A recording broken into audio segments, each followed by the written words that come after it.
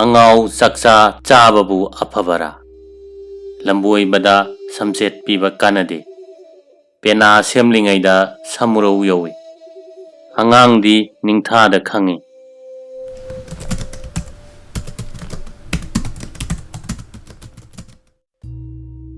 Manipuri society दा थाइनंगैदगी सिंथांग यैना चथरकलेबा फोक literature की मसाक सिंगी मनुंगदा पाउरौ असिसु अमनी फोक literature की चाउरब लनगई ओइदुना लाकलबा पाउरौ अंगनब मतमदगी हौना चिंथांग यैना सिजिन्नदुना लाकपना हौजिक्की चौखटलबा लाइरिक लाइसुगी मंगान फंगलबा मतम असि फावबदा मफम चाउना कंदुना लैरी पाउरौ हाइबसी मतम अयाम्बदा नुंगी वाखलोन अमलोइनदुना लै मपान थोंगदा सिजिनरीबा वाहैसिंग अदुना अमा अदुगा वाहैसिंग अदुगी मनुंगदा फजरबा वाखलोन अमसु थुमदुना थमले पाउरौसिंग असि अयाम्बना टेंटकना मसाना मपुंग फाजरबा वाही परेंग ओइदुना नत्रगा वाही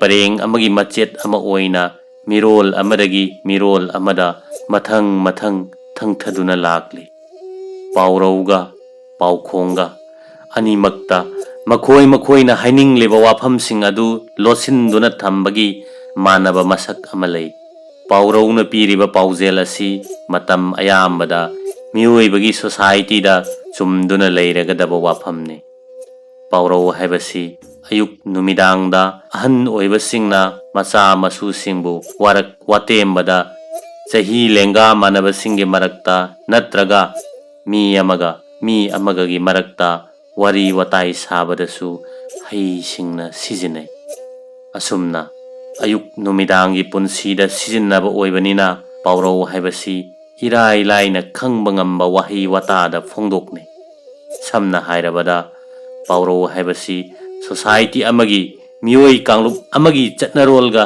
लापथोकनबा यादना सागोनरकलबनी मसी निंगथीना सेमलबा अतेनबा मंगालगी मसक यावरबा वहन थोक पुबा वाही कांगलुप अमनी मी अमना करिगुम्बा मतांग अमदा इहान हाना सिजिन्नखिबा ओइरबसु पाउरौसिंग असि मखोई मखोइना हिंगलिबा खुनाई अदुनदी यानरबा वांगांग ngaktani पाउरौ पुमनमक अतेनबा वांगांगदा करिगुम्बा थबक थौरम मी नत्रगा खुनाई अदुदा लैरिबा पोट चैसिंगदा पानदुना फोंदोकपा वाहीसिंगनि मरम मदुना पाउरौ हाइबसी मियोई कांगलुप की चटनरोलदा मिरोल कयादगी लिसांग सिटना चथरकलबा लौसिंग यामना तानसिल्लगा लेंगदना लैरबा अचुम्बा लौसिंगी मसक अमनी हाइबा याय खुदम ओइना मणिपुरी पाउरौ खरदंग हाइरबदा थंदबा चफू मखोल हवी लौसिंगना सामू फाय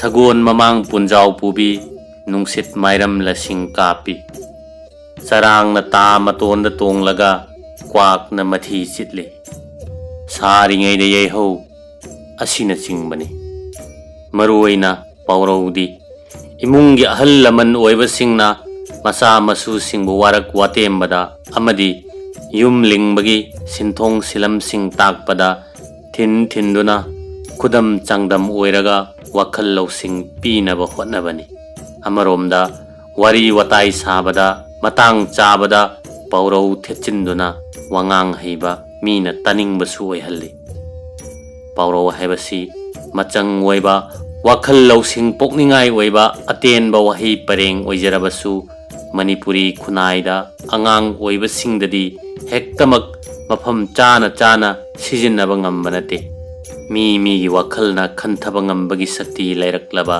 सही खरा यामलक्लबा मतमदा पाउरौ सिजिन्नबा तपना तपना हैरई खुनाई असिगी ओइबा लोनचतसिंग अमसुंग मिकोक अममम ओइबदा थौदांग पुबा ngamba मतिक चाबा मिओइ अममम ओइहन्नबा होटनबदा मफम चाना पाउरौ सिंगबु सिजिन्नदुना अहल ओइबसिंगना नहा ओइबसिंगबु लमजिंग लमताकपगी वाखलोन मणिपुरी पाउरौ सिंगदा मरांग कायना यावरी परिंग असिदा मैहौरोलदगी चिंथांग यैना ngangnaraklaba चटनरक्लबा पाउरौ सिंग खर खोमजिनजदुना पंडुप नायना नैनजरी।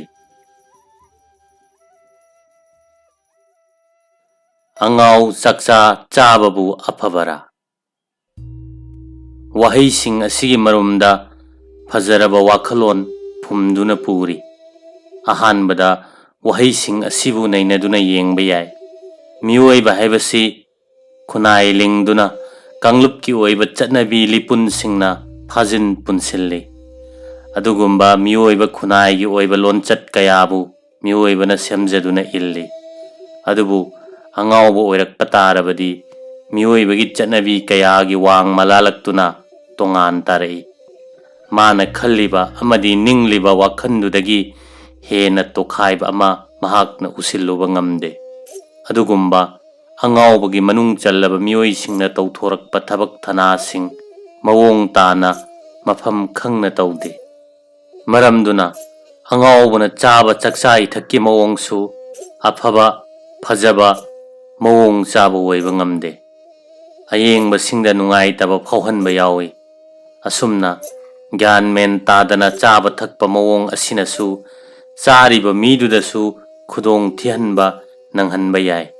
असिगुम्बा मियोइसिंग असिना तौरिबा मवोंग चप मानद्रबसु कनागुम्बा ज्ञान तारिबा मियोइ अमना करिगुम्बा थबक अमा तौरक्पदा तौरिबा थवोंग अदु मवोंग ताद्रबा फजबा ओइद्रबा मतमदा पाउरौसि हाइदुना माना तौरिबदु मवोंग ताद्रे हाइना खंगहल्ली।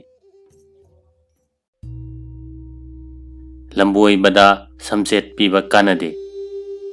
लंबोइबा हैबसि ताइबंग मियोइबगी चटनबी मयाम असिदगी तोखाइना तारबने। मंगोंदा के मौबगी वाखल याउद्रबने।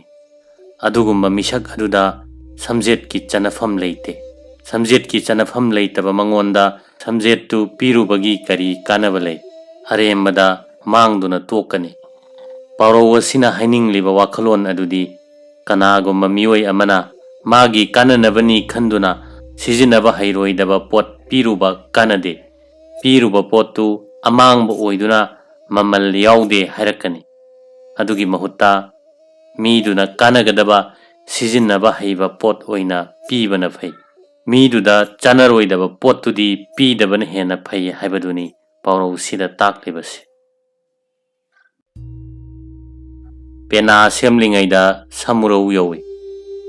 पेना हाइबसि मैतैगी येलहौंगैदगी लैरक्लबा यामना मरुओइबा इसै नोंमाइगी खुलाइ अमने। असिगुमलबा खुलाइ असि लाई तिनगी ओइबा थौरमसिंग मरुओइना लाई हराउबना चिंगबदा याउदबा यादबा पोचंग अमने। मसिदा नतना निंगथौ पालिंगैदा लेबाकी निंगथौसिंगी यकाइरोल सकपा अमदि निंगथौना सना खोंलेंगलबदा पेना सकपसिंगना पेना थौगल तौदुना लाइन पेना सकपगी चटनबीसु ममांगैदे लैरम्मी। पेना हाइरिबा वहै असिना पेना हाइरिबा खुलाइ अमसुंग सैसक अनिमकपु खंगनै। असिगुमलबा पेना खुलाइ अदु याद्रदुना सेमलिंगैदा सामुरौ हाइबा लमदु यौई हाइबसिना पाउरौ असिगी मपान थोंगी ओइबा वहनथोकने। अदुगा पाउरौ असिगा सागोनना लैरिबा मनुंगी वाखलोंदी थबक तौबदा यामना केथा नौथदुना अदुम होनदुना लैरिंगै मतम मसुम थिंगजलक्तुना थबक्तु तौहौदना मची लेंगदना लैहौबदुनी।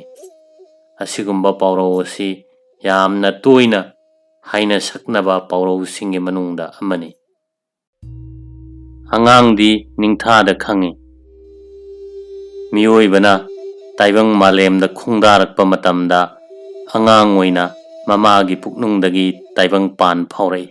अंगांग अमना पोलक्पा मतमदा हयेंग माना मपुंग मरई फारबा मतमदा ओइगेदबा मसागी फिरेप मवोंग मतौ अदु अंगांग पिसक ओइरिंगै मतमदगी खंगबा ngami हाइबसे पाउरौ असिना प्रमाण ओइबा मवोंगदा फोंदोकपनी। पिकलिबा अंगांग अमना ngang thok saktorakpa amadi mana tauthोरक्पा मवोंग मतौ कयाबु येंगलगा अंगांग अदुना चौरक्लगा Phagni फरोई नत्रगा मही मसिंग हैगनी नत्रगा हैरोई हाइबन सिंगबा अहन लमन ओइबा सिंगना हाइनै।